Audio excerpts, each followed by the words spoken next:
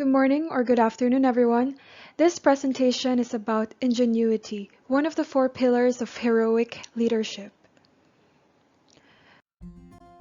These are the following contents of this PowerPoint presentation. First, we are going to give you a scenario and then a brief overview of heroic leadership, ingenuity by definition by Chris Lowney, application of ingenuity, and lastly, we are going to go back to the scenario/problem to create a conclusion.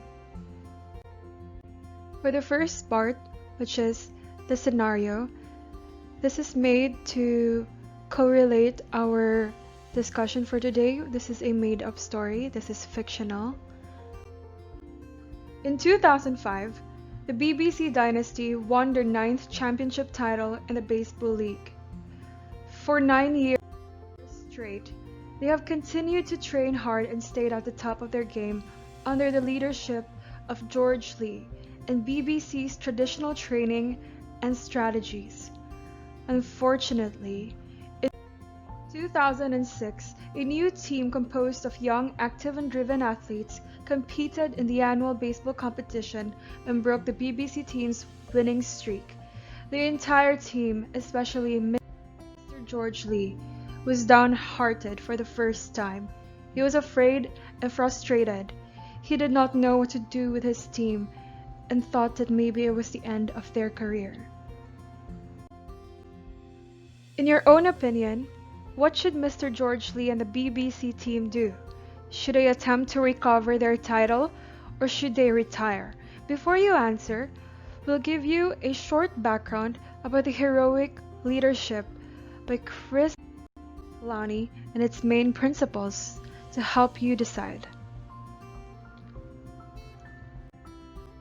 The first of the four pillars of the heroic leadership, according to Chris Lowney, is self-awareness.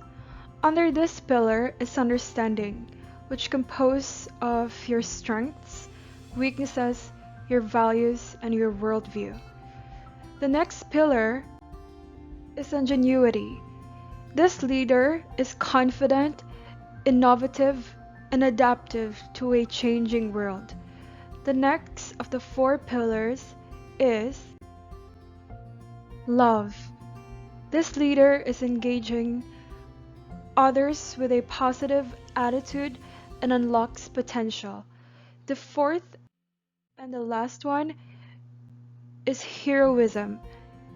This pillar is for leaders who are energizing self and others with heroic ambitions, passion for excellence. The next part for this presentation is ingenuity by definition. By definition from the Cambridge Advanced Learners Dictionary and Thesaurus, someone's ability to think of smart new ways of doing something, and the skill of thinking, performing, or using things in new ways, especially to solve problems. And by definition from Jason Tourberville, this pillar is about becoming free from attachment to a course of action or to money as a motivator. It is only at this point a person is free to make the best decision, the best course of action, instead of deciding based on a selfish point of view. A definition by Chris Lowney. For Lowney, ingenuity in a sense, leaders must confidently innovate and adapt by cultivating indifference together with profound trust and optimism to embrace a changing world. We live in this mode of constant reinvention. For example, on a personal level, the parenting techniques used in the 80s and 90s are different from how parents handle their kids today. If we're talking about the corporate setting, some businesses 5 years ago may not be applicable and done today. Basically, humans acknowledge the fact that there will always be a constant and an unstoppable change in this world, and we have known this for millennia. But still, why are we so uncomfortable with adapting to it? People get stuck with patterns and family. or within relationships that prevent them from changing or growing. Like, for example, moving on in a relationship or clinging onto something that doesn't help you grow. Big companies 10 years ago that were highly admired have failed or were unreformed because of stagnation. It is because, according to Lowney, we humans don't like change. What we like are those things that we are used to doing. The concept of ingenuity does not remove the discomfort or uncomfortability that comes with change, but allows people to get used to the fact and deal with it head on.